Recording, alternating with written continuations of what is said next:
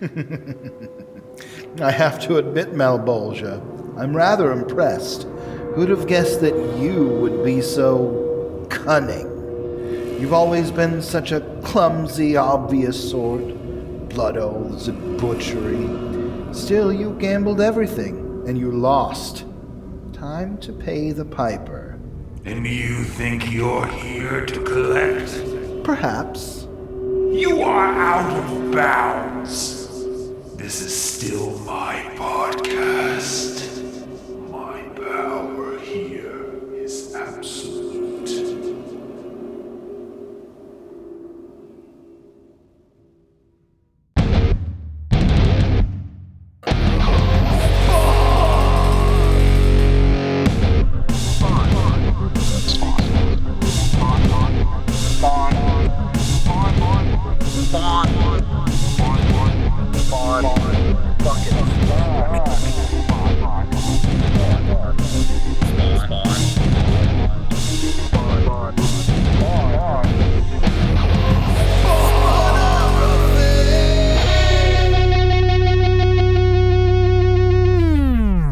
What's happening, Hellspawn?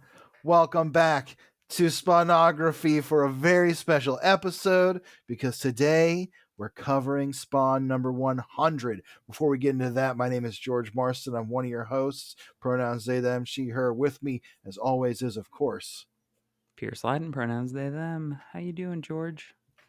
You know, I'm super excited to talk about this issue. We were chatting a little bit about it beforehand, and we have some slightly differing opinions on it. We'll get into that, but overall, I'm having a pretty good week. I got to write something that I was pretty happy with. A couple of things this week, actually. Some things that were, you know how they say one for you, one for them kind of thing. Mm-hmm. I got to Christopher do a couple Nolan's of whole one career. For me's. Exactly. I got to do a couple of one for me's this time. Nice. And that was nice. Yeah, it's good. And yeah, I'm excited to talk about this, and I'm excited about the follow-up we have because we already announced it. We're talking to Todd McFarlane about these 100 issues after this episode. You'll hear that. But before that, Pierce, how have you been? What's going on in your little slice of the world? Overall, pretty good. I am feeling a little bit burned out.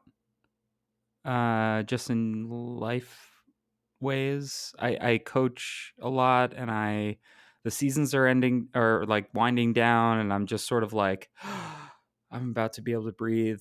One of the things I say to all the parents of the kids that I coach is like, please, please, please, like, because they always thank me all the time. And I'm like, please thank your teachers.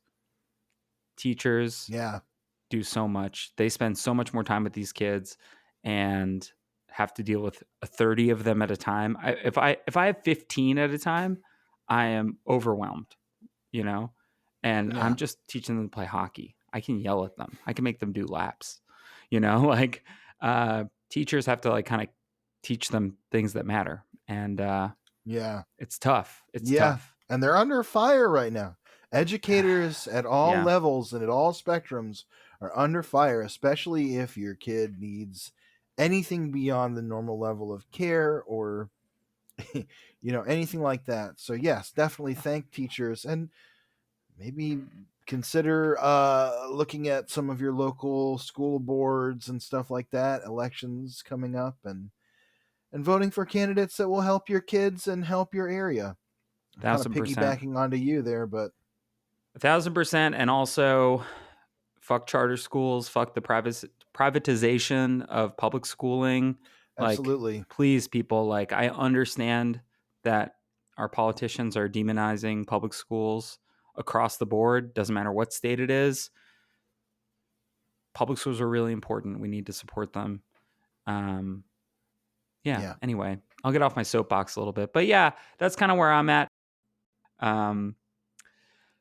Today we're talking about Spawn number 100. We're here, George.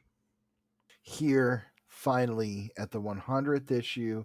It's taken us just a little over a year, thanks to a couple of side quests, and I couldn't be more excited to finally be talking about this issue. I thought it was a pretty killer kind of season finale, let's call it. But I think you had some just slightly different takes on it. Calling it a season finale, I think, recontextualizes it in a way that I wasn't really thinking about, because I was thinking about it in the context of other big milestone issues where not so much like everything you know is wrong, right? I mean, we've had, I'm talking across all comics, not just Spawn. Right. But number 50, I think, is still the high water mark for anniversary issue at this point, because we haven't had many. We had 2 stories in it. We had a Todd drawn story. The last Todd drawn story was in 50, right? That was kind of a big deal.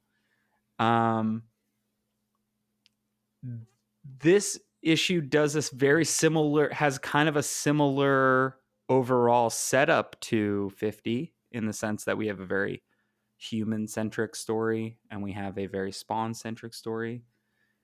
But it also feels like 50 got a lot more space to play, whereas this one goes and goes and goes. You're having a good time, and it kind of wraps up, and you're like, oh, we're finished here.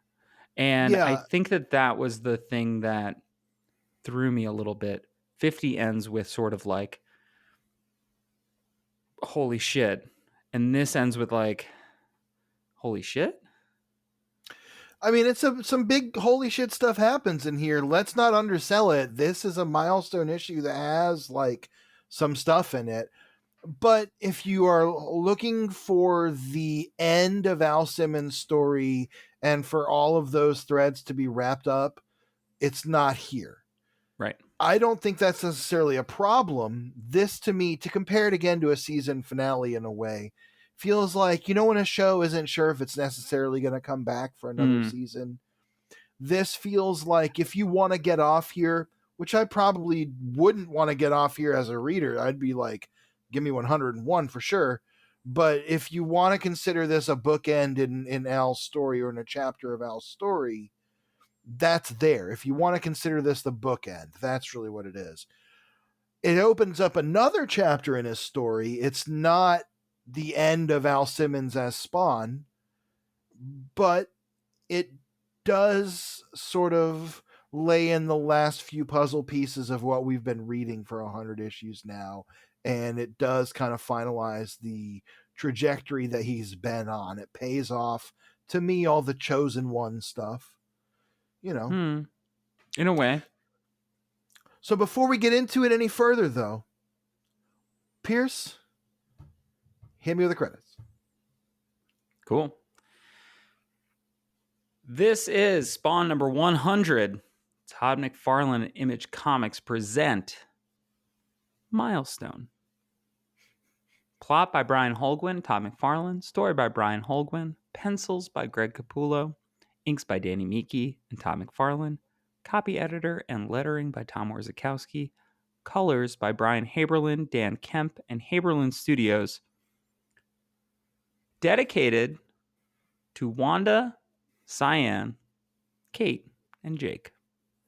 And I also want to quickly call out all of the variant cover artists, because the main cover is by Todd with Spawn over the number 100, kind of lurking over the number 100.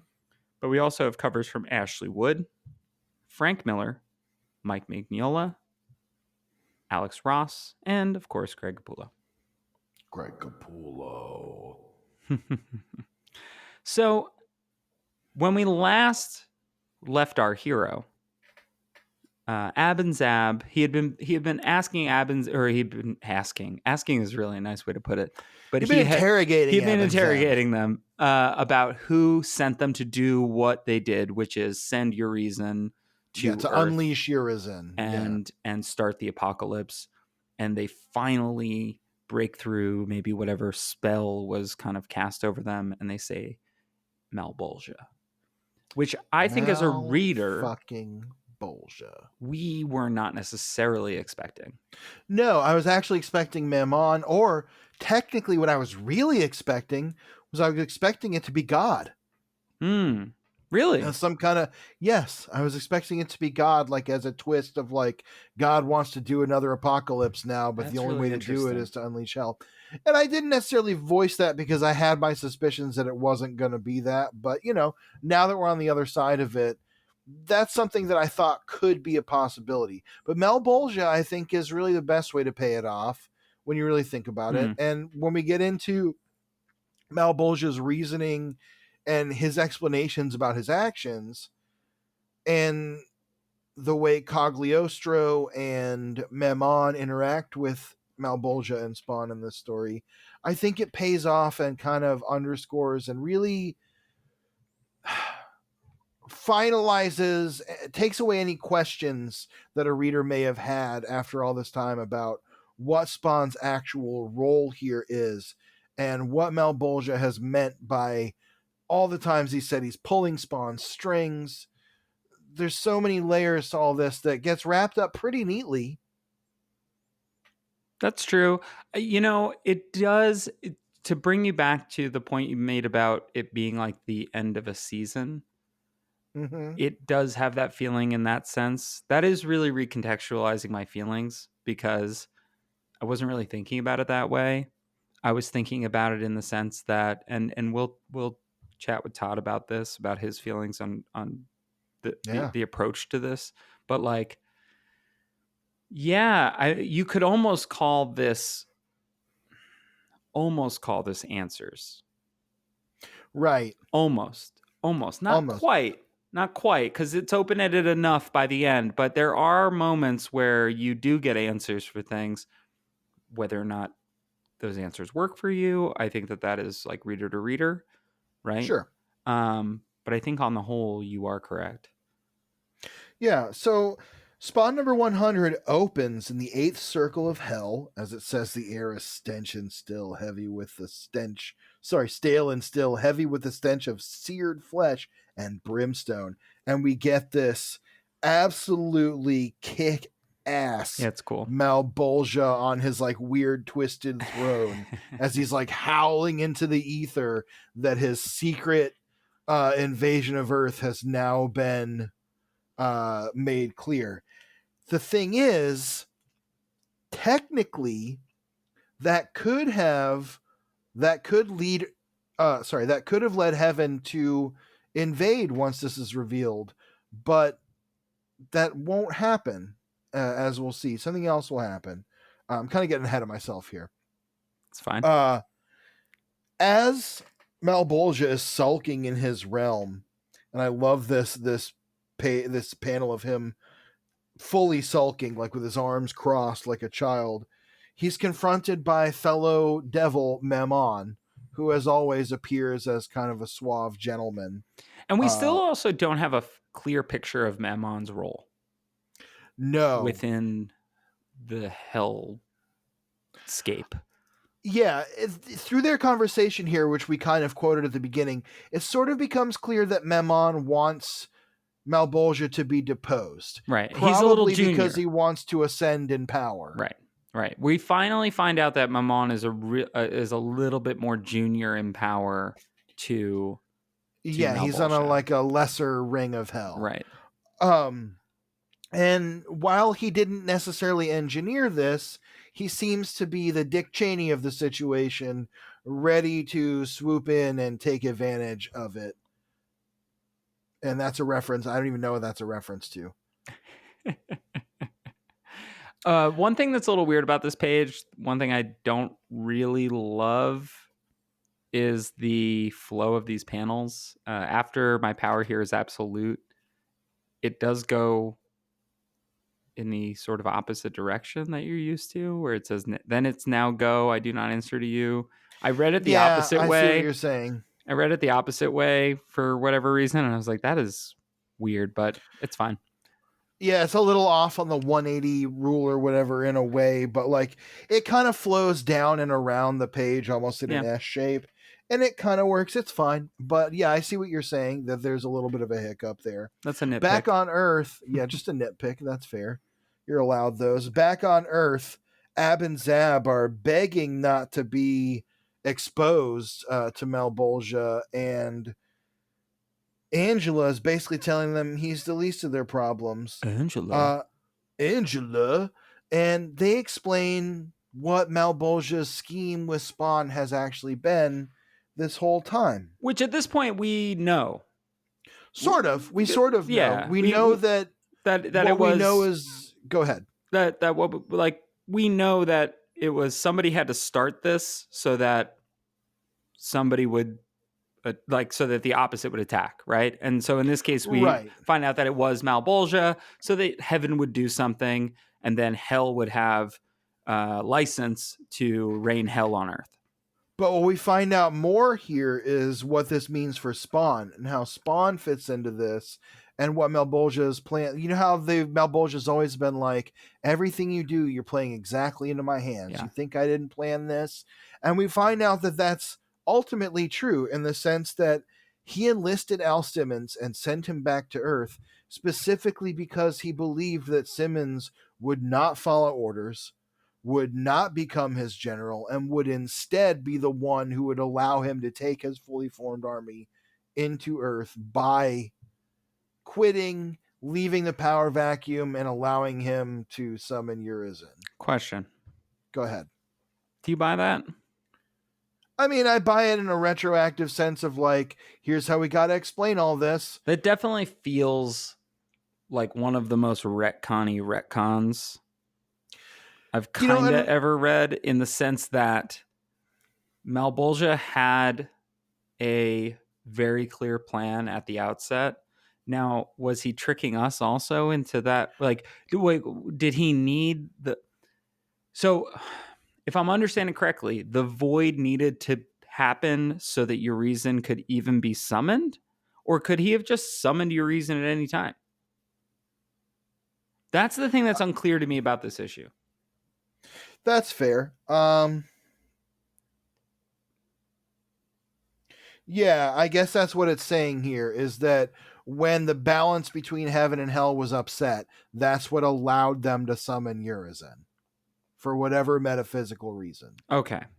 That's the one thing that I was having I was struggling with when I read it, and I read it a couple times, and I was like, it's not explicit. I mean, that is definitely my, let's call it a no prize interpretation of what's on the page, but that's how it seems to read, and that seems to be the intent to me, is that like Malebolgia needed Urizen to show up because he wanted the angels to attack and try to fight Urizen. That would then allow him like weaken them so that he could then take over, and also they would be attacking first technically by moving onto Earth to fight Urizen. He could then. It's a very devilish, twisted scheme that really doesn't make a lot of sense. Yeah, to anybody but Malebolgia. But to be fair, what we're looking at here is a very common thing that happens in comics, which is something is seeded and hinted at and talked about throughout all these issues. And at some point, someone has to finally say what exactly that is.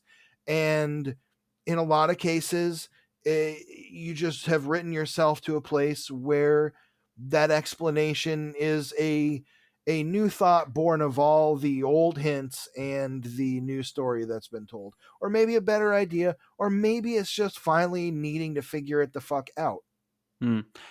I will call out here, there's some really great cartooning by Greg Capullo. Yes. Just some really all-star stuff by the entire art team, actually. The colors are really good. Yeah, the colors are great. The inking is excellent. There's a really great balance between, darks and lights here on the page in terms of colors, and all the faces and acting are really great throughout both pages, as you've got Spawn and Angela being intimidating, Ab and Zab cowering, Memon basically gloating, and Malebolgia sulking. It's all really well sold. Yeah. And basically Spawn knowing now what he knows. Here's where it says yes. Okay.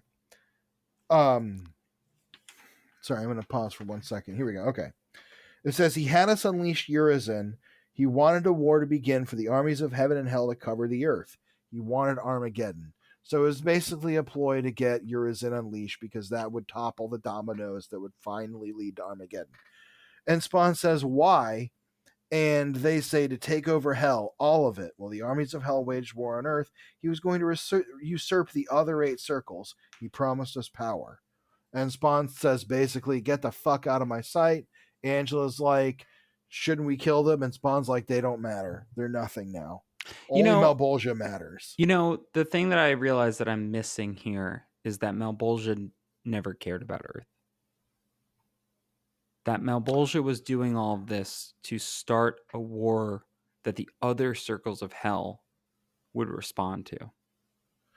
Right. He wants Armageddon on Earth because all of the armies of Hell will be sent there, and he'll be able to do his... He'll be able to fill in the void in the other circles that he's not the... Because he's only...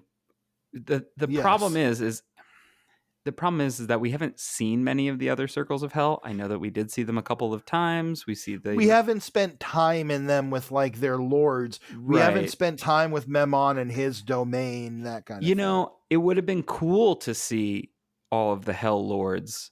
And it would have been cool to see the Hell Lords be like, we truly do not give a shit about what Malebolgia is trying to do. Like, he is so low level that we don't care.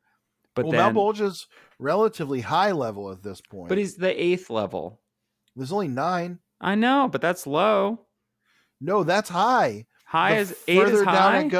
The further down it goes, the worse it gets. Oh, see, I had that backwards. That is, well, if we're going by Dante rules, the 9 circles of Hell get worse and more torturous the deeper you go, and the lords of those hells. You see what I'm saying, though, how this is unclear? There's a whole cosmology here that's being unraveled, and we're trying to get the key to it. It's like when the prophecy has to happen. Yeah. You know what I mean? That's basically fair. What we're looking at. Prophecy stories, it's such a huge cliche at this point, especially thanks to like the proliferation of those kind of stories to the 90s and the 2000s in particular. Like the externals and... Yeah, well, and like there's a whole string of like movies where it's like Tim Burton's Alice in Wonderland is like the warrior prophecy and like the hero's journey, and it's like nobody fucking cares anymore. All right, fair. I swear, listeners, I have read these 100 issues, and I was paying attention the entire time. I've read a bunch of them multiple times. I guess a lot of this stuff is just not communicated in a way that is, especially if you're reading it month to month, I just don't know how you keep track of it to the point. Well, I'm giving a very metatextual reading. Sure. That's fine. That's what we're here for. Giving a lot of context. It isn't necessarily always on the page. And that's kind of just how comics are also, especially as we've sort of the last chunk of this story, as we've moved away from just Todd writing, we've brought in Brian Holguin. He's kind of cleaned up the narrative a little bit. I think that it has streamlined some of that cosmology down a little bit. We're not exploring it as much because we don't necessarily need to right now. And I think that you're right that it would be cool to see those things. And maybe we will. I actually don't know. That could be something that's coming at any point in this story, is what will happen with the other Lords of Hell. Certainly Memon is being seated as a continuing villain. Spoiler alert, he doesn't die here or anything. He confronts Malebolgia. So there is a vacuum being left in the void in Hell, and we don't see who fills it yet. True. We're not going to see who fills it for a long time. Yeah. But all that said, and we got some light spoilers going there, but I mean, you kind of know what's going to happen. It's a 30-year-old comic book. If you haven't read it at this point, we hope you read it going into this and you're reading it with us now. Exactly. So now back in the story, we're at the hospital with Wanda. And if you recall, she was sort of impregnated by Memon, who did like this magic, and now it kind of seems like she's maybe impregnated with Demon Baby or babies, as we'll find out. She had this dream where she was fountaining blood. the babies were 6 months further along than they thought, and now she's going into labor. So they're progressing along very quickly, supernaturally fast. And finally, we get a Queens, New York that does look like Queens, New York, but only in that it is part of a hospital. It seems like That's it could exactly be. right. Seems like it could be Elmhurst Hospital. Shout Uh, out to Elmhurst Hospital for making sure I didn't die. hey, hell yeah, fuck yeah. Um, Shout out to we should all have free healthcare.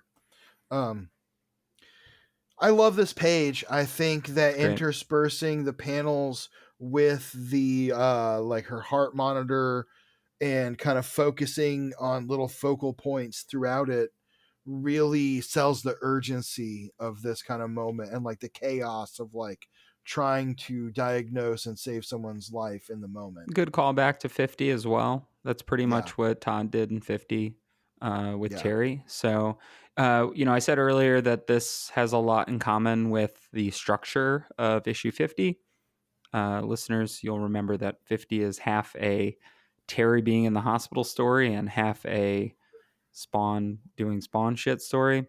So, we've gotten this before. We get this with Terry when he's like in the ambulance, which Yeah. is really, really effective. And I think it works here. I think we do less of it because we have less pages Mm-hmm. overall. And we cut pretty much immediately back to Spawn and Angela after this. But they are joined by a familiar figure who has been away. Yeah. It's Cagliostro, and he's taken them back to the alleys where Spawn used to make his home in Rat City. The last time we were here, Spawn had been dealing on and off with the Dead Zone, which is basically like a place where the energy of heaven is stronger. It's like hell's energy is suppressed, and heaven's holy energy is dominant. And Cog is basically unraveling a little bit and unveiling things to Spawn as well, telling him, I have been trying to teach you the rules of this game because I thought that if I did that, you would be able to play it better than me and we'd both be free of this. I'd be free of the curse that's left me wandering the earth with nowhere to go for centuries. You'd be free of being a hell spawn.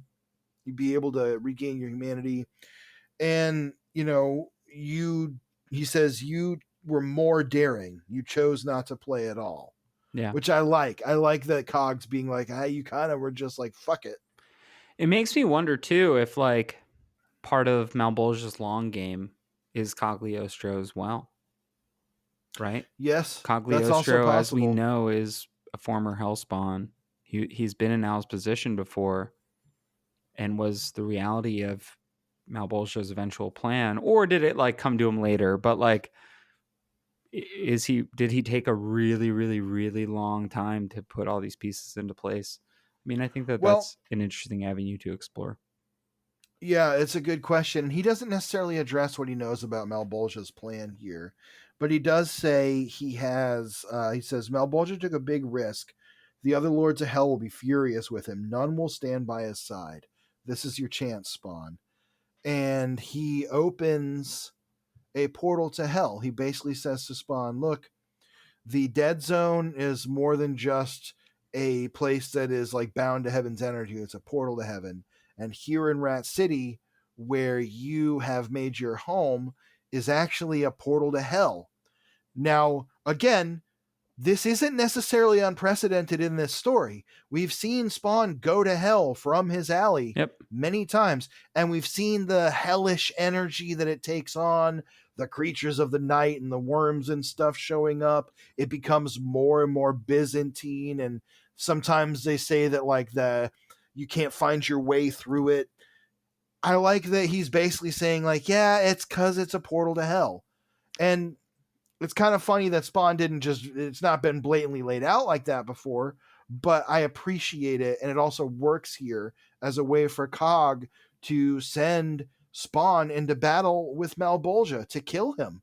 And also, I do think it is Holguin sort of connecting dots here. He's just Yes. like, there's a portal to heaven. There should just be a portal to hell. Why did he end up in the alley when he first appeared? Why did this happen? I'm just gonna sort of like do like Yes. make shortcuts, get them there. I think the shortcuts are the thing that I'm weirdly not used to because We're used to having it hinted at and not someone just saying a thing. the book has taken such great strides to take a long time to tell us anything that for one issue to be like, and it's this, and it's that, and it's this, and But that it better is, be issue 100, right? if it's going to be an issue, it better be issue 100. Correct. That's basically what I was just going to say. And also, before he heads into this portal, he does say to Angela, who, at this point they're really growing a bit closer again. He seems to really trust her at this Yeah. point. They're a great little duo. We've been having a lot of fun with them for the Love last few Angela and issues. She's Spawn. so great. And he says, like, I have no choice. I have to do this. And she's like, you have a choice, but if this is what you want, and he says, I have to do it alone. Leave me, Angela, please. And she just zaps away. Yep. And Cagliostro sends him into hell. And I love this. I love a weird staircase into hell with flames licking up beside it. Like, it is so arch and so. This is very Dante, of like just a staircase descending into torment. And I love the way the page is laid out. I love the way the panels flow across it. Spawn just taking step after step down the staircase, close up on his feet, says Spawn descends through the spiraling depths, every step deliberate and without hesitation. He's a soldier, born for this battle. He has a sword, forged and tempered in the flames of perdition. I just think that's such a great little.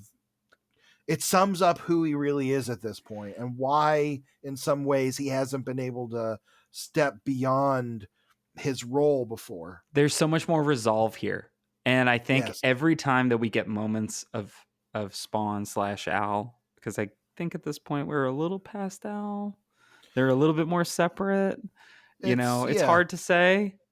Hard to say. At this exact intersection of his identity in the book, but like, resolve is something that was very frustrating that he didn't have early on in the book's history. Yes. And now that he has it, every time that it really makes its presence known, you're like, oh, we're about to get to like the coolest part of the fucking whole thing. Well, and looking back over 100 issues at this point, it has built to this. It has built to this version of Spawn. Mm-hmm. There have been progressions and steps and moments along that journey that have led to this. And when you look back at it as 100 issues, it's really strong storytelling, really great comic storytelling that actually doesn't get to happen very often. We'll talk about that a little bit at the end. I'll save some of that for my final thoughts, but sure. The actual progression over the course of 100 issues, irrevocable progression that Al Simmons as Spawn makes in this story, that is a feat of comic book storytelling. That is a feat of superhero comic storytelling. Yeah. That level of character progression isn't something that gets to happen very often. And that's not to say that there aren't some like steps forward and steps back, right? Because I think that is something that we fail to recognize often as fans of any sort of episodic media, is that like, and I think we allow it a little bit more when it's a weekly television show, something that we're interacting with on a more regular basis. When it's, and we'll again get to this at the end, but this is 8 years and 4 months of storytelling. And the reality is you forget some of it. You just forget parts of the story, right? And so we take steps forward and we take steps back to remind ourselves where we came from, where these characters came from, where they were at, where they have, and how far they've come. And you have to keep reminding readers of that, because also the other side of that is that they don't have access, right? Absolutely. Comics are very unique in that way. Much, I guess, like television used to be, where if you just missed an episode, you missed an episode and you had to hope it reran. But if it didn't, right, you're shit out of luck. And so future episodes kind of call back to those things. But Well, also, the thing is, you can do those steps backward without being actually regressive to the story, and I think that's where Spawn succeeds. It takes those steps forward and those steps back, but it doesn't change. It doesn't go back on the changes it makes to Al Simmons Mm-hmm. and the way that he's going and what he's going to do. And I love that about this story. I love that here. I also like there's something very telling in this narration to me. And I don't know if this is necessarily super intentional. It's certainly a way that I feel is valid to read this and I think is interesting. It says that he's a sword. Mm. The thing about a sword is it's nothing without a wielder. Swords don't do anything without someone swinging them. What about magic sword? And okay, maybe a fucking magic sword in Dungeons and Dragons that can do that. Great, you fucking got me. Nailed my ass to the wall, Pierce. Is that what you want to hear? You did it. Sorry, I played. Is D&D that my petard? I played, not me. I played. Jean-Luc Petard. That's right. I played D&D last night, and we got our asses kicked by a living broom. So. Oh wow! So even worse than a sword. Yeah. Wow, you got literally Sorcerer's Apprentice did. Yep. Like you got your ass cleaned up by Mickey Mouse. Yeah, our DM had to quickly pivot and make the broom fly away so we didn't all die. How fucking powerful was this broom? That's actually the question. It's like an adamantine broom. Anyway, it hit our druid for 7 damage. We're all level 1. All right, I don't know. Okay, level 1. That's fair. That's fair. Yeah, level 1. That's fair. Anyway, that's I fair. totally sidetracked you. I'm so sorry. No, that's okay. Al's a sword. Yeah, a sword needs a wielder. And unless it's a magic sword or a magic broom, okay, we'll add that caveat. But in most cases, a sword needs a wielder to be effective. Yeah. And Spawn is ultimately someone who has, in most cases, had to have someone pointing him in a direction. When he points himself in a direction, he flails wildly. He cuts people he doesn't mean to. He sometimes, cuts deep to the bone on people. Remember what he did to Tremor? Yeah. So I like that this is also somehow showing us the independence that he's gained. And I like that little turn of phrase there. Yeah. Yeah. I mean, the thing is for Malebolgia, right? He's always been a sword. Yes, exactly. And just to reinforce your point, like, so for him to really be heading back into hell, he is something of a magic sword now, fighting against his wielder. Yeah, true. Good point. You know what? That made us both right in all the best in every way. And honestly, technically right is the best right that you can be, as we've established. Well, I think we hit technical, literal. I think we got it. Yeah. We're gonna cut immediately back to Wanda in the hospital, and we get a quick hospital scene. Terry's really upset. She seems kind of unresponsive. Yeah, they push him out. Her heart rate is falling, and so she's going into shock. Yeah. And I like the panel where Terry. I like the sequence where Terry goes from like he says, "Wanda, baby, I'm right here," and then and he says, "What the hell is going on? What's wrong with her?" And then he's outside. The hell is right. And then he's outside the window. Yeah, watching her on her breathing machine. I just watched all of The Pit. I don't know if you watched that, but like they made a show of the Image Comics character. We did this before, didn't we? Yeah, we're gonna keep doing it. Yeah, that's. See, I'm in addition to having watched The Pit, I'm also playing ADHD the home game. So I really just teed you right up for that one.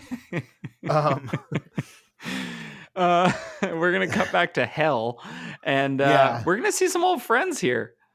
We're gonna see some old friends back in hell. We're gonna see kind of Billy Kincaid. We're gonna see the freak, but we're also gonna see from the police station the captain of the police station is there as well. Yep. And these are all people who have become like twisted and deformed by hell. I love that first panel where it says, "From the shadows they cried at him." That person with the fucking weird gaping mouth, so freaky and weird.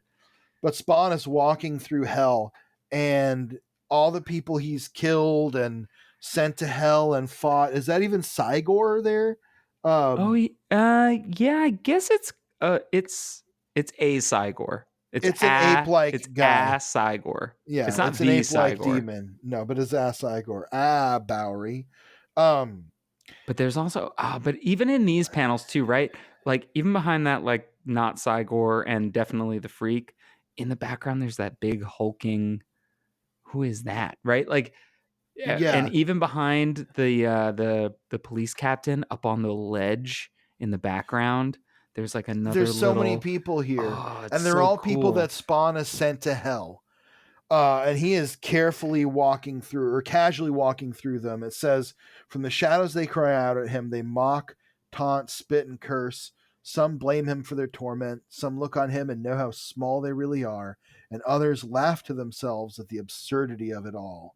But none dare lift a finger to harm him." And I love that the demons are all like slinking out of his way as he's So like cool. walking into town like the man with no name, basically, for this Really huge incredible gunfight. bunch of coloring and inking here. Really excellent panel layouts from Greg. I mean, Yes, absolutely. the art team is on another level here, and it just continues on the next page where we get this I love that we're excellent. getting some Todd pages in here. I'm not going to try and call out exactly which ones they are, but I have some guesses. He might have also inked parts of these. It might have been like, I'm inking the You Spawn and think he all didn't these or take something. credit? I mean, we can ask him. It said Todd McFarlane inks. Did it?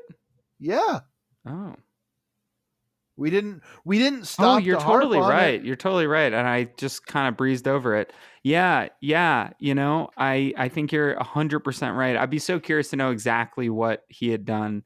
But those big foreground pages definitely feel toddy. Yeah. I like that we get this encounter with what was his name? Mark. The Mark. That's right, Mark of the Beast, the guy who he sent to hell just a couple issues ago, who tried to trap him and trick him and make a deal. He's like, "You son of a bitch, you tricked me," and Spawn is like, "You did it to yourself, all of you. Now live And we with get a it." And he's super just like, Mignola panel. That no, "Yeah," now live with it is such a Mignola panel. I love and it it's so so good. much. I It has love it so so much much. impact. Spawn is just like fully formed badass now, Yeah. and I love it. He is ready to fight Malebolgia, and they're selling it. They're selling it in his attitude. They're selling it in the way he like walks through hell and takes command in Malebolgia's own realm. If there's a page that I think is a Todd page, it's the next one because the I was gonna say Malebolgia looks really Todd, and also we yes. get the boot in the foreground of that one page in the first panel. We get a version of Spawn that we've not quite gotten in a while. He's almost got a domino mask going on, but Uh, it's I I love the look of that inking on his face, where he says, "Okay, so he's finally confronting Malebolgia." Malebolgia says, "Return of the Prodigal Son, how appallingly biblical." And they argue. He says, "You knew this day would come, didn't you? Somewhere deep down, you must have known," Malebolgia says. Spawn says, "You must have known it too." And Malebolgia says, "Have you come for revenge? Have you come to slay all the hordes of hell?" And he says, "Not all, Malebolgia, just you." And his face on that panel yeah, is it's cool. so sick. Like, okay, that is not the like Chance Wolf style, No, it's not. like Danny Miki style, like flex. That looks like Todd kind of doing his version of that, maybe, if I had to guess. And Yeah. but it looks awesome. I was immediately struck by that panel the first time I read it. I was like, that looks so baller. Spawn looks ready to fucking slay. And I love I have to shout out Brian Holguin here because I really do love the narration here as well. So while they're having this conversation, Brian Holguin's narration says, "Once there was a man named Al Simmons who traded his soul to the devil for the chance to see his wife again. Now that which was once Simmons has returned to face the thing that made him."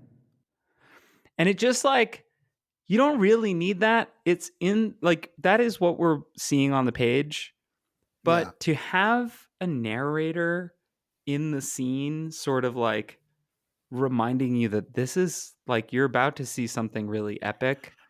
It is just the right amount of Yeah. narration. It's tasteful. It has impact, and again, like you said, it does the exact right amount to reestablish the stakes. Yeah. This is everything for Spawn. This is basically if you were to ascend heaven and fight God. Yeah. This But is the other way around. You're going down the staircase, you're descending into hell and fighting the demon that you made a bad deal with. Yeah. And I love Spawn just lays into him. He does this huge like dragon punch uppercut. He's like, fight me, Malebolgia, destroy me or be destroyed. One way or another, this ends here and now. And Malebolgia kind of flicks him off. Yeah. I love the background, by the way, on this page. I don't totally love the colors because I think the weird blue is weird, but I love that the demons are all watching. Hell is watching over everything that's happening here. It works well, and I think it works well. That could have been all black, but I like having a little bit of detail in it from the inks. Yeah. And I think that actually that weird eerie color kind of fits here because it's hell and it's meant to be like upsetting and jarring. I love the sky on the top panel of the next page where Spawn punches back at him. And they're just arguing. Malebolgia's telling him, you think you can walk into my realm and stand up to me? Spawn's saying, it's over. I won't be part of your game. This whole fight is so good. And it is Malebolgia and Spawn throwing big monster blows like back and forth.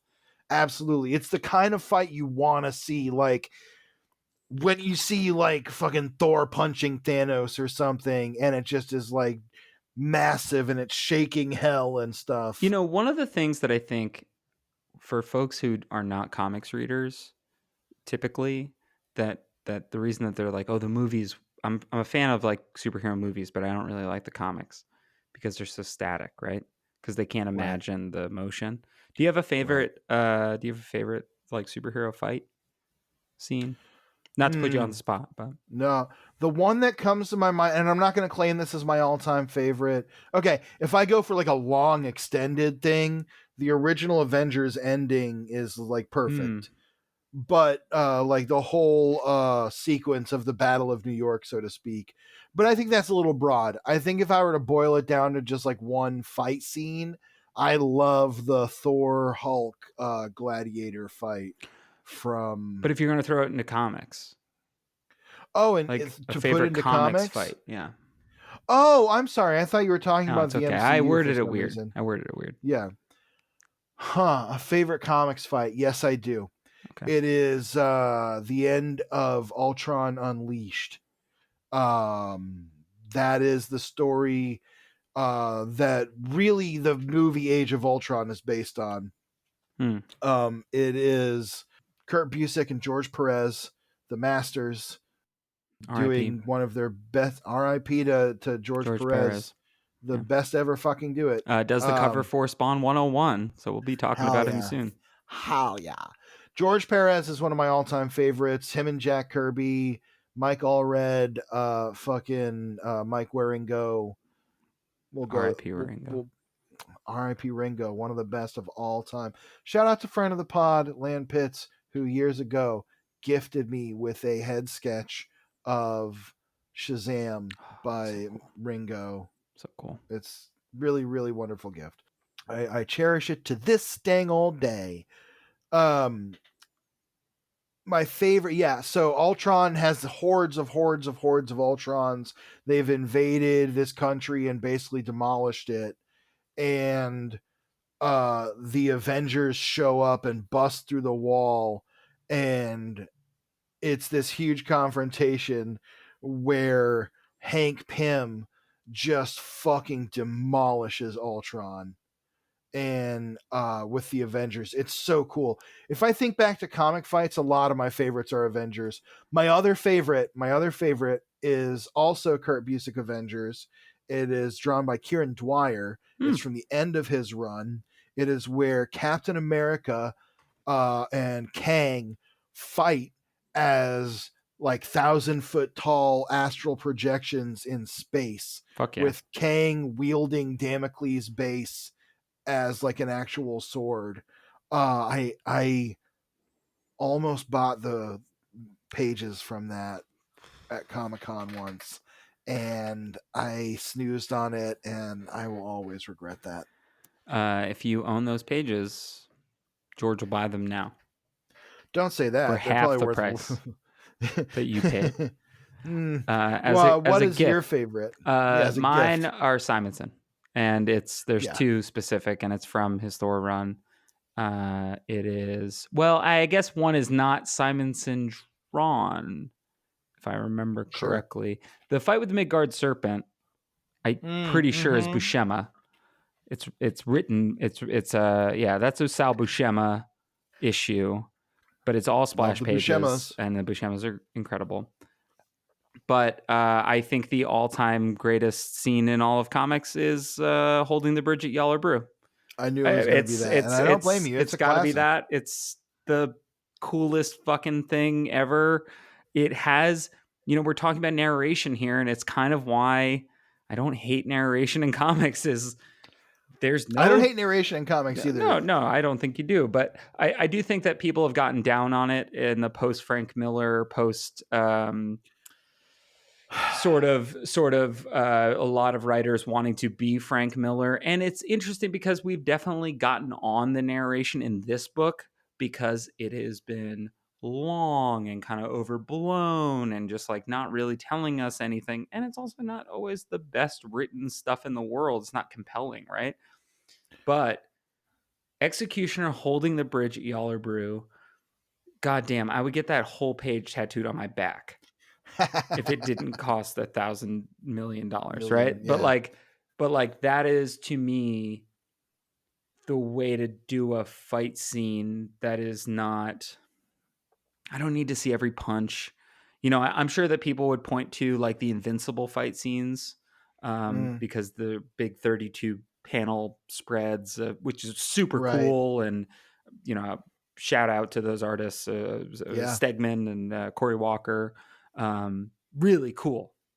Sure, That's yeah. not what I'm talking about. I don't need the blow for Not blow. Stegman, by the way. Brian Otley. Ryan Otley, excuse me, Ryan Otley, and Corey Walker on inks on Yeah, I those. think so. But those are really cool. I don't need the blow by blow.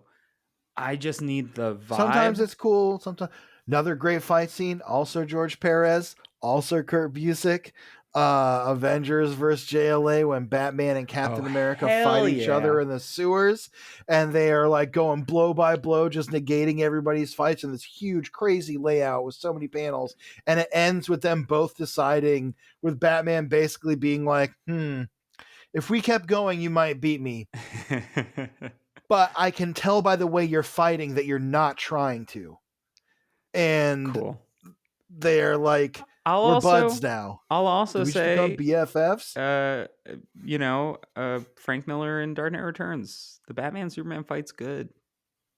Yeah. That shit That slams. that That shit panel of him slams. punching Superman on Yeah. the ground That shit kind of slams. slams. I have a shirt that is a recreation of that, but it's Captain America beating the shit out of Tony Stark.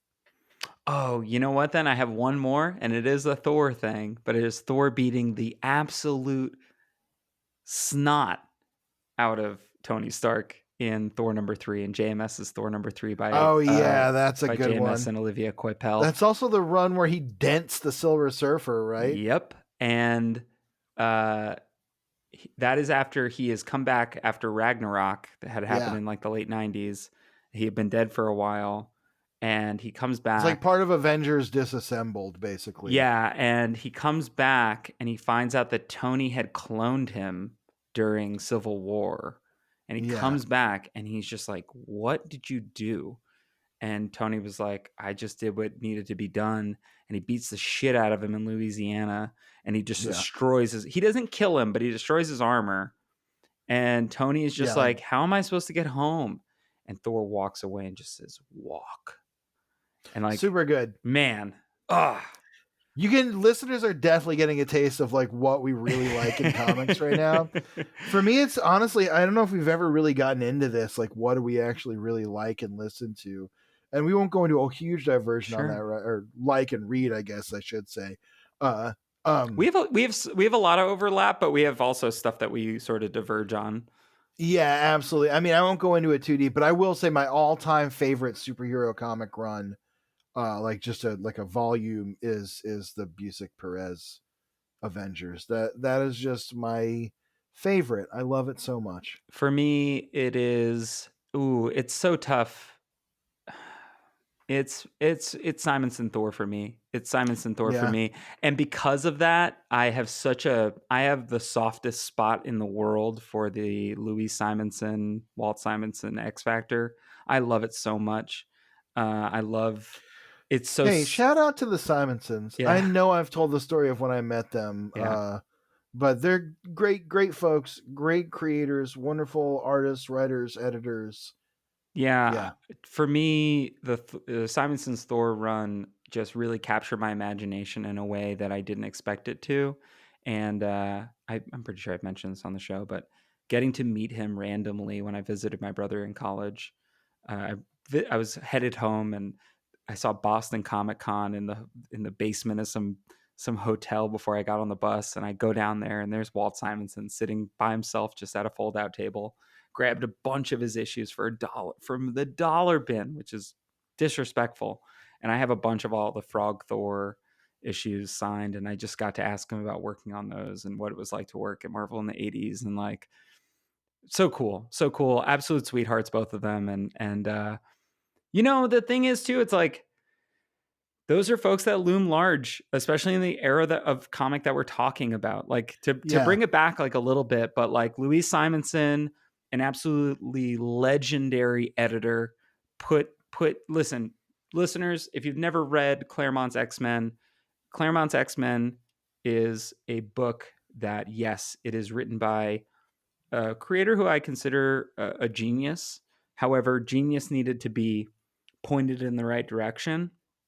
yes. And That is a book that is credited often to Claremont, but was made by many capable hands, especially Louise Simonson, Annie Annie Nocenti, Nocenti, yeah, at the artists, all the artists that worked on it so as many well. artists. Silvestri, Jim Lee, Dave uh, Cockrum, Paul Smith, the original, of course, Dave Cockrum, of course. uh, and the Canadian. Yeah. But I get, it's kind of fun that we're doing this on issue 100, which is like, that's usually like sort of you get to go back and reminisce, the clip show almost. I guess like Yeah, a little 101 would be bit. the clip show, but Yeah, but we're yeah, no, I it is think nice I to think talk it's a little fun bit for about us it. to, through Spawn 100, get to kind of go back on our own histories, because I think that's what a lot of this book is doing as well, right? Is like, it is this Malebolgia fight, and especially this next fucking page with huge Malebolgia So in the good. foreground, and suddenly we get this big fucking moment. Angela shows back up and she says, "You know what, Malebolgia? I, for one, don't give a rat's ass what you believe." And she's standing there. This is definitely a Todd page. There's no way that it's not. Yeah, She's basically, inked the way that Todd inks, with all of her face in shadow. It's awesome. Malbolgia Malbolgia has Spawn on the ground and he's digging his like talon into Spawn's forehead. And Spawn says, "We become the things we hate. Did you know that? Or do you not know that? Destroy me and you'll become me. Are you prepared to do that? To take my place? I don't believe you are." And that's when Angela gives that sick line that Pierce Fuck said. yeah. And this page is kick ass. It is all framed by Malbolgia's Like like mouth mouth. and body. That is a very Todd McFarlane like layout too. Yeah. Like I don't necessarily want to give him credit for the layout that I'm sure was Greg's, but like that is channeling that energy, Yeah. that classic Spawn energy. It's awesome. This page looks fucking great. The whole thing is so weird to see like the back inside of Malbolgia's mouth. Yeah. It makes him look so freakishly alien. And as Angela is confronting Malbolgia back in the hospital, Terry is praying. He says, "Please, if there's a God in heaven," and we know there is, at least in Spawn. She's a little old lady. Yep. I hope if there is a god and it's a little old lady, I'm set because little old ladies fucking love me. Hell yeah. Says if there's a god in heaven, let her be all right. And you can see that the doctors are preparing to presumably do a C-section. It Yeah. looks like But also on her. resuscitate her because she's, as we see in this last panel, they've lost her heartbeat. Yes. And then we cut back. The pacing is crazy in this issue because we get these like little moments of like we get a quick breath and then we get right back into the action. And Malebolgia is huge, and Angela is and Spawn Spawn gives us a classic Angela. Angela. And she's like, "Yo, you didn't think I'd pass up the chance to take down one of the lords of hell, did you? Like, of course I'm here. Come on, man, you can't send me away." And I love that about her too. And then like Spawn hits him Malebolgia's high, monologuing, and while Angela's like, "Why is it the dumb ones that do the most talking?" while like Spawn hits him high, Angela hits him low, like just some fun stuff. I love this bit at the last panel at the bottom, and both of them uppercutting him together. So sick. And it says the next page is this great close up on Malebolgia's face again. He says, "Who do you think you are? You're nothing. I'm Malebolgia, Lord of Hell. I'm darkness and spite and hatred and deceit. I am unholy wrath. Look at me in despair. I am the black heart of the universe." And as he's saying this, he is grabbing Spawn and just pulverizing him, pounding his skull into pieces into the dirt. Like you can see the blow that he's taking. It looks like chunks of Spawn are just like gone. Skull are like breaking off. Yeah. I love that line. I am the black heart of the universe. And he follows it up with these big hands in the foreground. I'm immortal, the slayer of righteous and the devourer of hope. But we get a quick cut to Angela's eyes. She squints a little bit. And he says, "I am." And she says, "Getting on my nerves." And she just guts him. Oh, all the trash comes out. Like if you get to a person's trash, it's over. She got through the like goo into the trash, and you can see all the juice too. She even got some of the sticks. I've been watching a lot of Forged in Fire. Have you ever watched that show? Where they make knives and swords and stuff? Swords and shit. And then like at the end of the show, they go to ballistics dummies, and like the guy is like, "It will kill." And he like takes a sword and like will cut him up, and he'll like slash him up. And what I've learned a lot about human anatomy from that show. Specifically, humans are full of trash. And if you get to the trash, it's over. Oh, perfect. Like, yeah, you don't want that. You don't want to get to the trash. Sometimes your sticks fall out, a lot of juice in there. You want your wets to stay wet and your dries to stay dry, and you don't want them to cross. It's like a pasta situation or an antipasta. Yeah. Oh, is that what antipasto is? Yes, it is. Technically, if it comes in contact with pasta, it will negate itself. Oh boy. But yeah, if he's all the juice is coming out, it's awesome. His big green guts are spilling out of his ragged belly, and Angela's like, "That's it," and just jams her thing into his throat. Yeah, she like throws her lance at him, and then they celebrate a little bit. I love this panel. Well, first there's a panel at the top of him just laying there. Yeah, it's great. And all of like hell, all just the like demons looking down in shock. And she says, "Well, my friend, looks like we're 2 for 2. Spawn, are you okay?" His fucking brain's hanging out. He's like fully. She's like, "Remember where you are. I know you don't like it, but you can still draw power from the fabric of hell. But I think we better get out of here fast." But it cuts quick too. We see a hand grab that lance, and we see a hulking silhouette, and she turns, and we get these like quick panels close up on her eyes. Next page, big splash. Malebolgia stabs her through the back with her own lance. It's pretty gruesome. Yep. And it is. This is another kick-ass splash page. I mean, it rules. Spawn's face is his jaw face is like his unhinged, brains hanging out. So awesome. Angela looks like totally shocked. I love this page. I'm sad to see Angela die. Spawn says, "Angela, no," and she says, "Spawn, don't listen to their lies. You always have a choice. Believe me, I know. No regrets."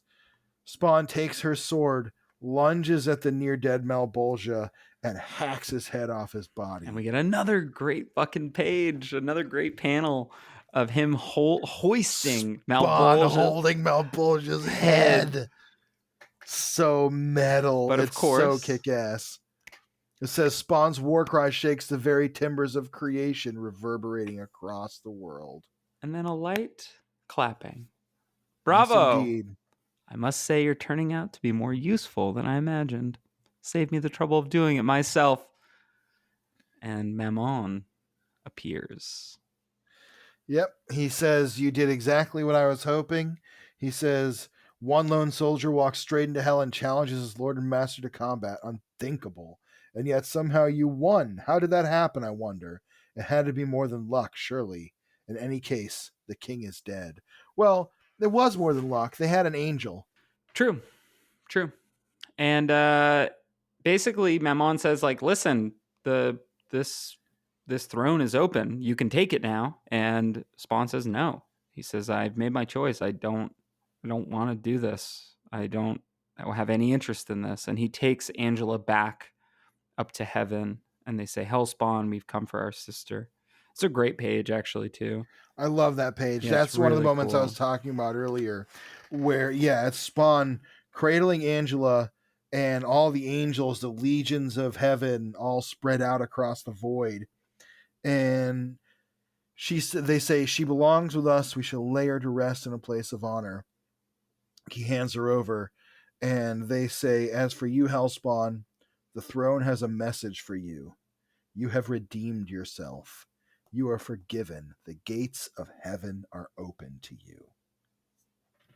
And much like he rejected the throne of hell, he also rejects the halo that is given to him.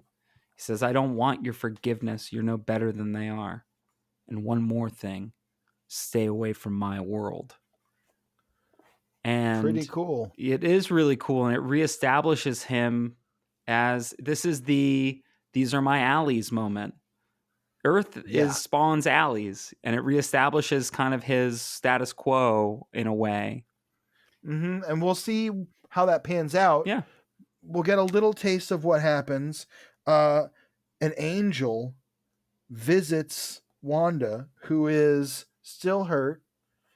She kind of descends down and touches her forehead, and she wakes up. And now you can see that this angel has now crossed the threshold, but that's part of the treaty being kind of sort of shifted around a little bit because of Malebolgia's death, because of what he tried to do, I guess. They're kind of taking one back. And as the angel touches Wanda on her forehead, she wakes up, much to Terry's joy and shock. And it cuts to a little while later. She's in the cemetery, and she's speaking to Al's grave. And the Al that we've seen for the last few, over the last dozen issues or so, this sort of military version of Al, the human version of Al, shows up and kind of hugs her. And she says, it's been a crazy couple months, and I guess I just had to share it with you. We've come so far, and everything's so different now. But I wanted you to know I haven't forgotten you. I wouldn't be the woman I am without you. Sometimes it feels like you're standing right beside me, smiling at me. That means so much to me. And we see his hands around her shoulders, and she tells him that she's had twins. We all love Katie and Jake, just like Todd McFarlane's other children. And she says, we all love you, Al. Rest easy. We're going to be okay. Which, I love that. That's such a sweet little moment. It's very nice that she is getting some closure, and Terry as well. That seems to be much needed in this way. There's a whole battle raging behind them that they didn't even really necessarily know was happening with all of this in the balance, but it's kind of culminated in all of this. We find out that Cyan is feeling better. Yep. It seems that Granny Blake did something to help, which we did kind of see her sort of like anchor Cyan, as she said, while my Mammon tried to manipulate Spawn's death. Yeah. And this issue ends with this like really Holguin doesn't let us forget that he's still there. There's been a lot of dialogue, but the narrator wants to remind us that he's hanging around, and we get this epic splash page that does feel like you said, if it was like the series finale, it could be the series finale. This is how we could send Spawn out and be like, and we could just be talking about 100 issues of a comic. But it also is it's a new beginning in a way. And it says, the night rings with distant sirens and muffled cries, with lovers, sighs, and drunken laughter. One voice floats above the rest, echoing through the darkness, soft as a whisper and terrible as thunder. Can you hear it? This is my fate. This is what I've chosen to be. This world and its shadows belong to me. Now and forever, I am Spawn. Fuck yeah. Pretty baller. And again, if you notice, this one has the Capullo and McFarlane signatures in the inks. So I don't know if McFarlane just did this page. I would think it would be. I think he did more than that, just this one. I think he did at least, even if it was portions of other pages. But yeah, what a great ending. Honestly, it feels incredible to be closing the back cover on another volume of the Spawn Omnibus, and I'll be cracking the front cover of a new volume on our next, well, not our next episode, but our next read-through episode. Yeah. So, George, we got through 100 issues of this thing, which is crazy. It's longer than you and I, I think this gets to be a little bit of a retrospective for us as much as it is for the book. And hey, it's definitely the longest creative thing that we've done together. And I haven't 100 episodes or 100 issues of a covering 100 issues of a comic in a podcast. We're up to what, 50 something, 60 something episodes now. This is episode. I'll tell you right now, it's episode 60. We just came out with episode 60. That's what this is episode 63. We're up to 63 episodes now. We've covered 100 issues of a comic. That's incredible. I mean, this is something that we do just because it's fun. It's great getting to talk to you. It's great getting to meet new members of the Spawn community, aka the Spawn community, everywhere we go, at least in terms of the podcast, everywhere we're posting and stuff. And I mean, that sounded like we're getting mobbed in the streets like the Beatles. I mean, I am. Incredible. I don't know about you. I know. I can't go outside. Me too, actually. I can't. I can't at all. I can't even walk my cats anymore. I don't walk my cats. My neighbor does walk his cat, and she seems miserable. Yeah, that seems like a lot. But yeah, no, it's really wild. We've said this so many times at so many milestones, and really what's great to me is that we get to do this. I think the reward for us and the treat, hopefully for our listeners as well, is that we do get to talk to Todd McFarlane for our next episode and kind of go back on, talk about some of these things that we've been discussing, these burning questions. And I just want to say, I'm going to get into final thoughts real quick right now. To me, this is this 100 issues of Spawn that we've just covered is a rare thing in comics. You know, when I think about comics that have shaped the media that they exist in and the landscape around them, you know, to me, the first two that come to mind are Fantastic Four and Spider-Man. The first 100 issues of those comics really explain almost every other comic that happens around and after them. You know what I mean? At least in terms of superheroes and genre stuff. Especially in the modern era. And especially in the Silver Age, Bronze Age, back through then.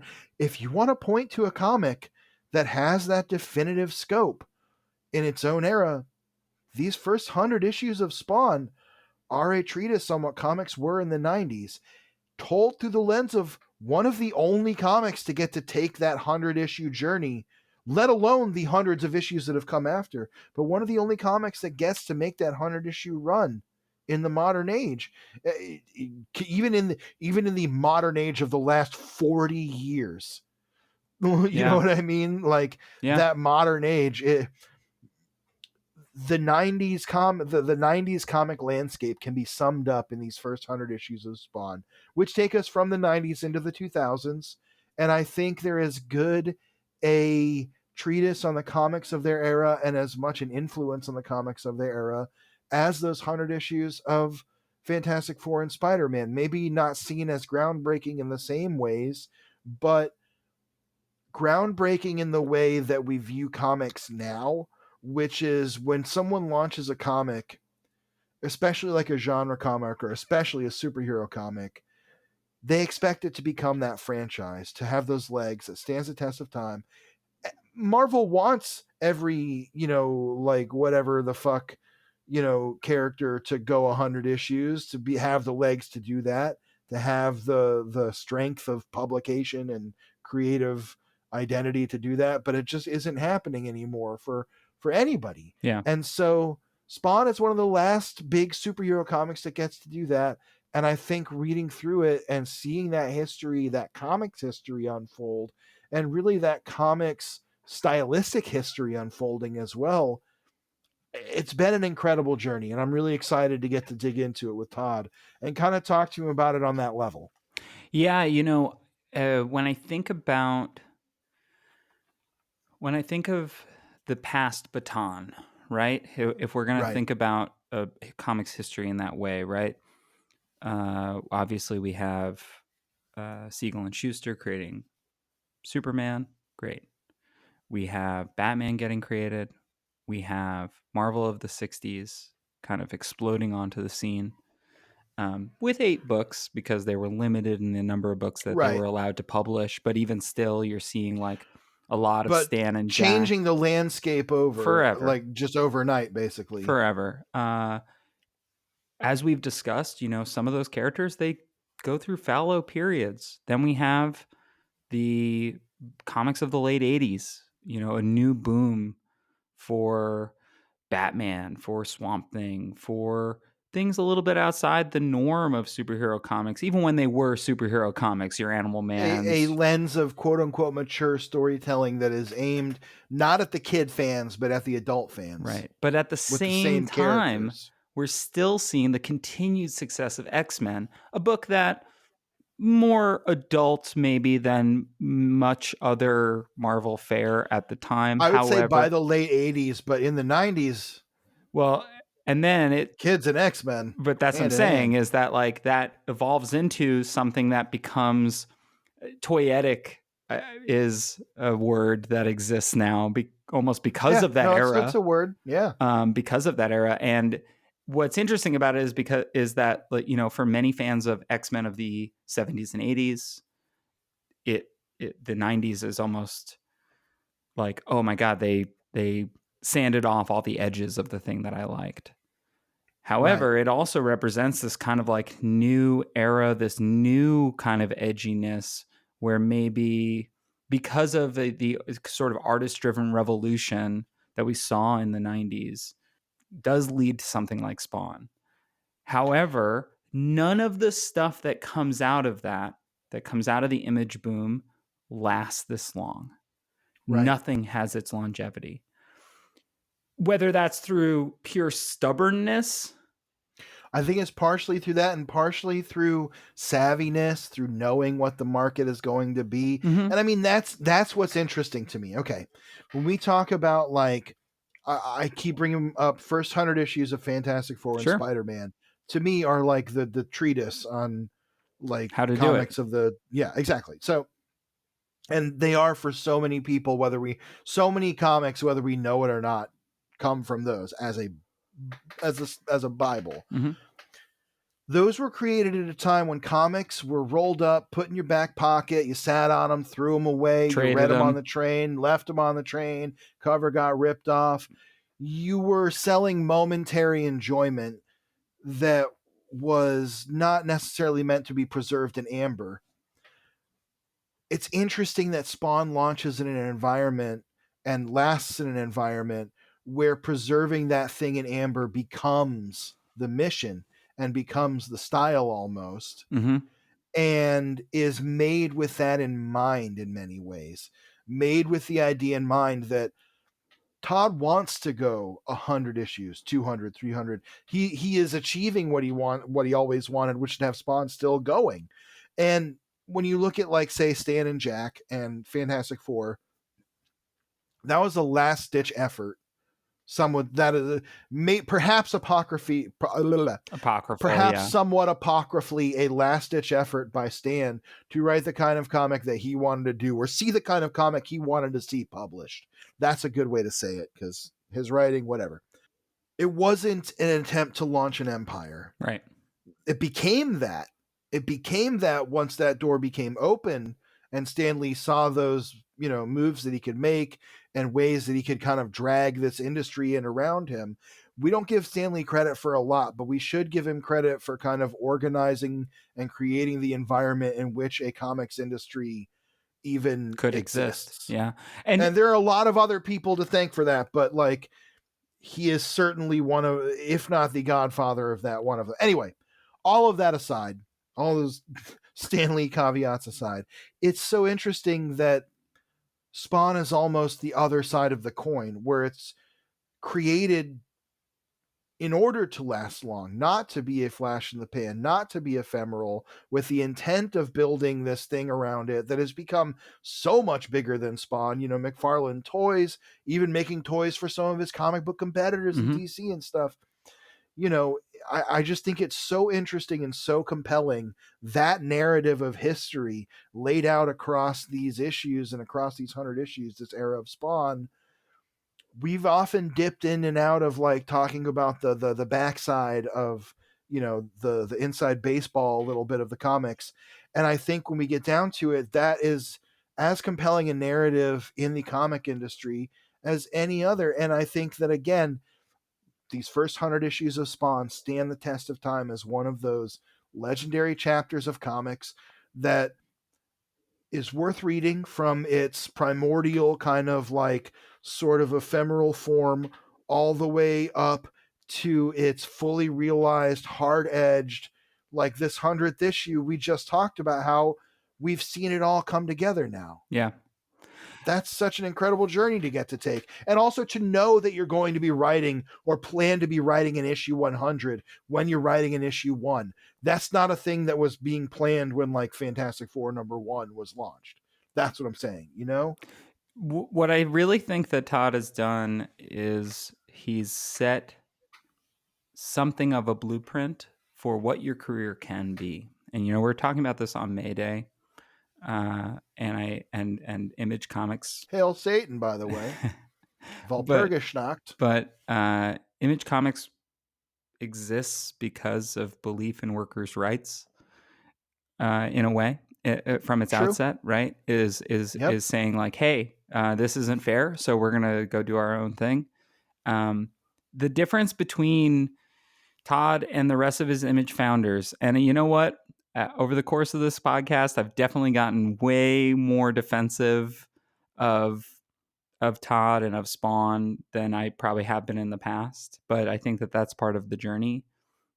Warts and all. Obviously, it's not perfect, but we wouldn't be doing this if we didn't enjoy the creators in the comics. Of course. But I think what's interesting is that it does represent something that is, it's basically Todd saying, like, I did it, you can do it too.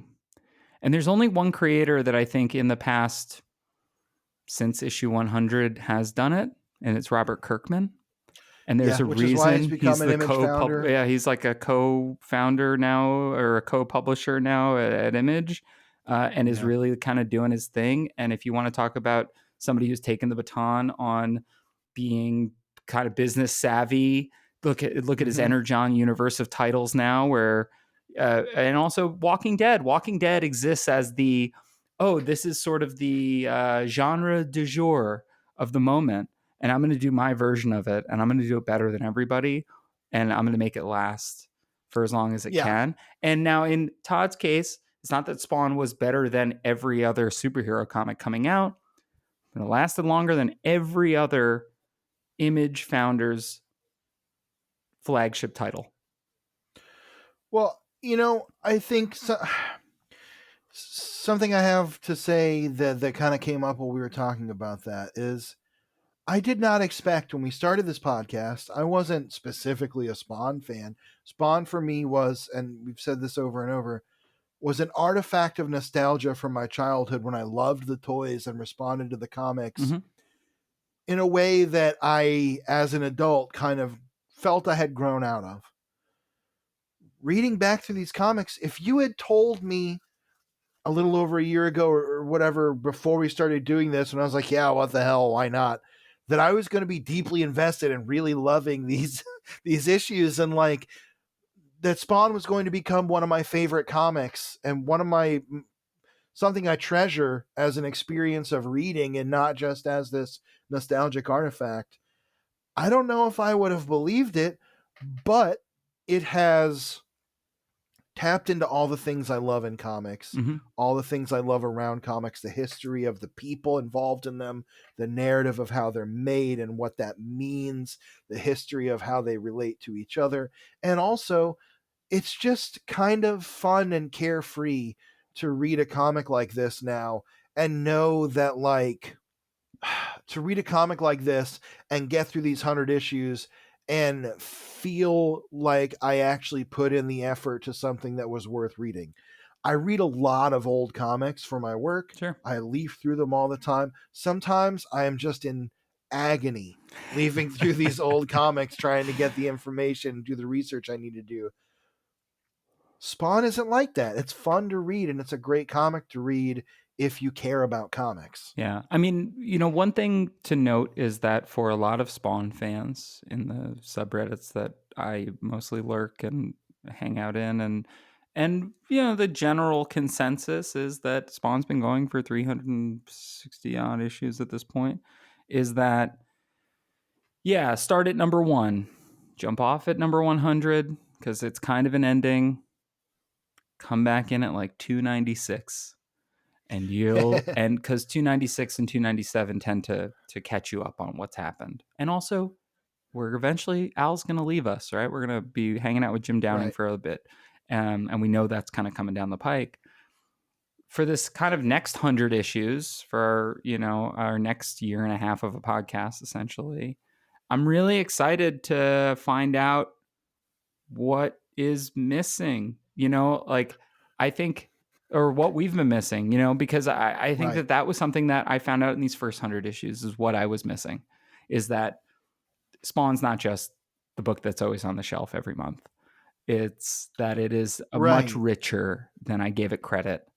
And there's something special about Spawn as a comic, Yeah. not just a character and a property, but there's something special about Spawn as a comic. I think that fans, unfortunately, because there are so many other properties out there right now, and Walking Dead, to bring back Kirkman, right? Walking Dead has 8 shows. Like, if you're a Walking Dead fan, you're eating well because it exists. I saw Todd McFarlane and Robert Kirkman do a panel together at San Diego Comic-Con a few years ago. I've brought it up a few times in the show, and I have mixed feelings on the things that they said and the way that they communicated.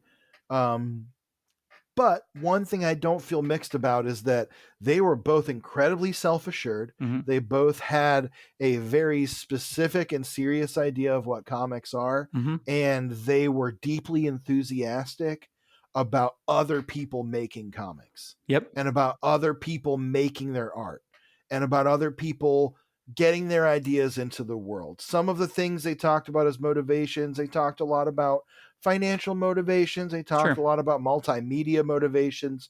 Sure, I have some feelings about that, but the thing I take away from that is the enthusiasm that they shared about getting out there and telling the story.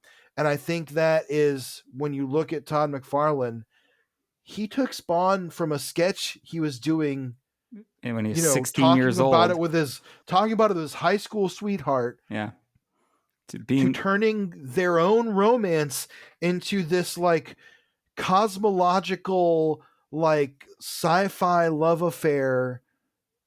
It's wild to see that he was able to take that and make something that really mattered to him and try to convey that to other people. Yeah.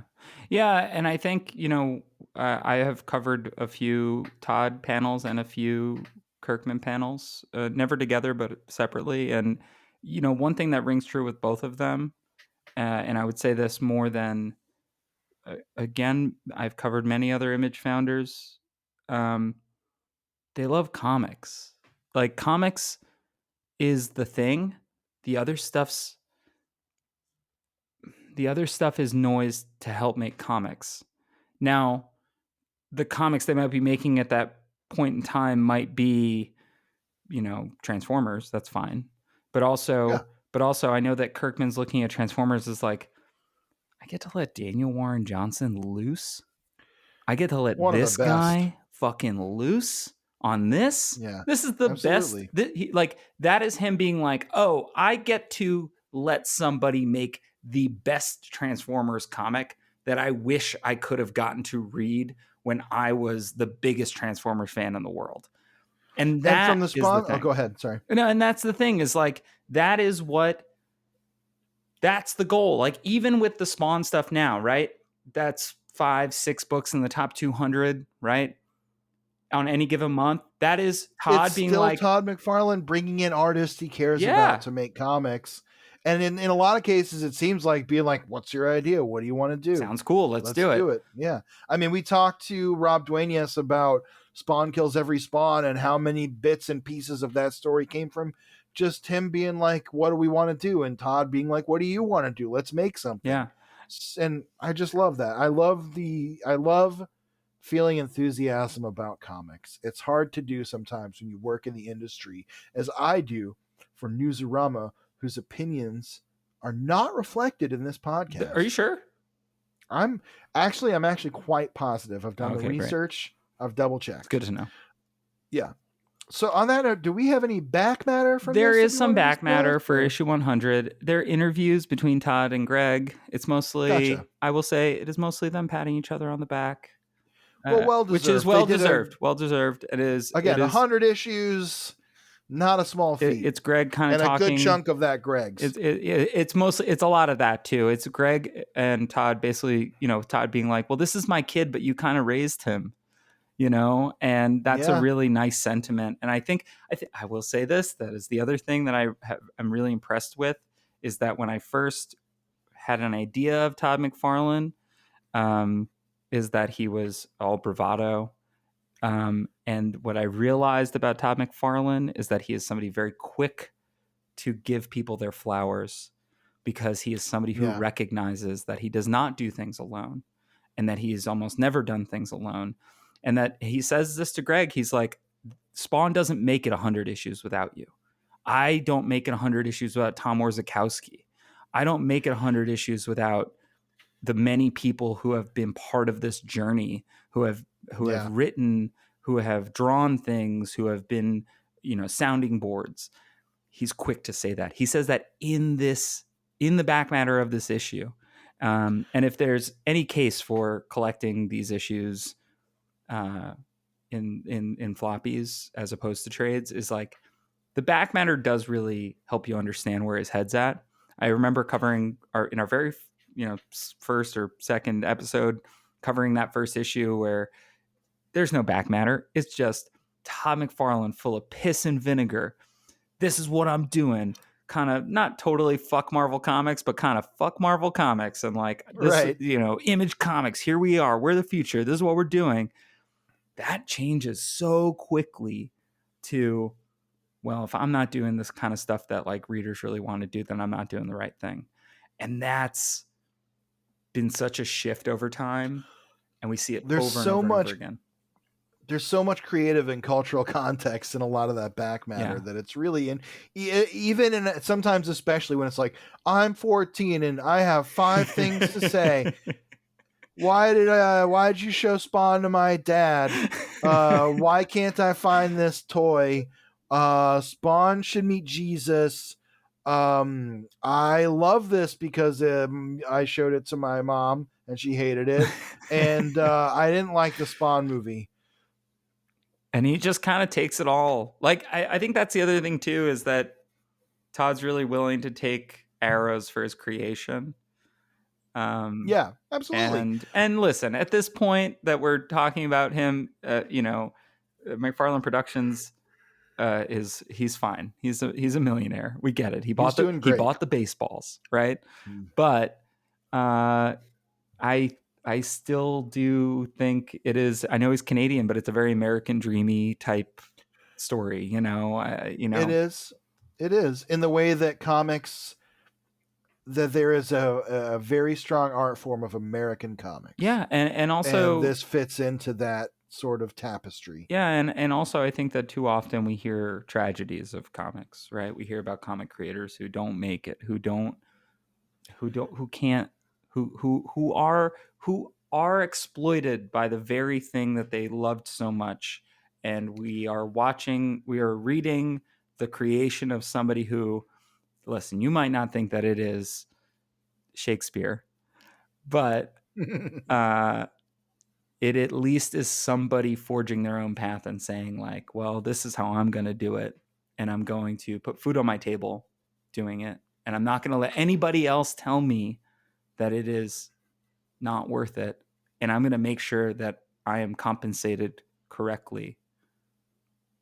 It's it's honestly inspirational. It's honestly inspirational, and I'm sure that like some listeners right now are like, man, they are really Well, there are some pitfalls in there too. There are sure, mistakes made along the way that we've discussed pretty much at length. yeah, But I no, I think you're right. I think I tend to agree. I am tend to be the kind of person who believes that work should belong to the workers, agreed, and the fruits of the labor should belong to the laborers. agreed. And I can't speak to everything about Todd McFarlane in that regard, but I love that he made this dream happen because he believed in himself, and he believed in his ability to own his own work and to do something great with it. Yeah, it's the ultimate betting on yourself, and it has worked out. And we have 200 and by the time we get to it, probably 350 more Yeah, issues to go. So it's like you said, all of that effort to have his own world and his own life and ownership of his own creation. It's like you said, he's not ignoring mhm. that it was done with the help of other Yeah, people, and he's not ignoring, trying to bring them up with him. So yeah, agreed. George, I don't have any more final thoughts. Do you? I mean, I think we covered it. We talked for a long time. Yeah. You have any recommendations for our listeners? Find something to care about. Find something to care about in a way that makes you want to follow through with it. Whatever that goal may be, if it is a small or large thing, whether it's a creative endeavor or a personal decision, find something to care about enough that you actually take steps to do it. That's what I say. Hell yeah. I have a similarly vibed recommendation. My recommendation is the 2004 Against Me documentary, We're Never Going Home. Against Me, Gainesville punk band led by Laura Jane Grace. This is before their transition, so if you're like, what the hell? It was when they were on Fat Records. They were getting courted by major labels, and talk about like truly struggling with a mid-level band struggling with their eventual success. I just think it's one of the things that when I am feeling a little bit down, I'm feeling uninspired, I'm feeling like the world is a little bit against me, and no pun intended there, and I can't kind of get going. I watch this and it reminds me that there is a lot of beauty in creating art. There's a lot of struggle in creating art, but there's a lot of also beauty in the struggle of creating art. And so it's something really beautiful. And so I I'll give recommend a that. sub recommendation Okay. playing off of that, which is a documentary American Movie. You ever seen that? I haven't. I keep seeing it on Criterion, but I keep not It watching is it. one of my all-time favorite films ever. It is just a movie about trying to make your dream happen. I love that movie, and it just what you said made me think of that exactly, like the struggle to find yourself and to make art. It's a beautiful film. Highly recommend it. Fuck R.I.P. yeah. Mike Shank. Fuck yeah. Well, listeners, it's been 100 issues of Spawn. Thanks for being on this. 100 issues. 100 issues. Thanks for being on this with some Curse of the Spawn in there and some mini series. Really, we've covered more than 100 issues total, but this has been a wild journey, and it continues. Next week, we talk to the Todd Father himself, which is a cool thing to get to say. It is. It's pretty cool. It's pretty cool. It is. It's a little wild that we're finally saying that. Yeah. And hopefully it's not the last time, but it's definitely the first time. So tune in next week to hear from Todd. But in the meantime, if you like the show, rate, review, subscribe. Spotify, Apple Podcasts, Google Podcasts, wherever you listen to podcasts. Really appreciate that 5 stars. Leave us a comment on YouTube. Give us those thumbs up. Subscribe there. If you want to reach out to us, you can do so at spawnographypod@gmail.com. You can also find us on various social media at Spawnography or at SpawnographyPod. If you can't find us there, it's because we're not there. And if we should be there, let us know. Maybe we'll be there. Thank you so much for listening. George, for Todd so loved the world, he gave his only begotten Spawn. See you later, Hellspawn. Spawnography!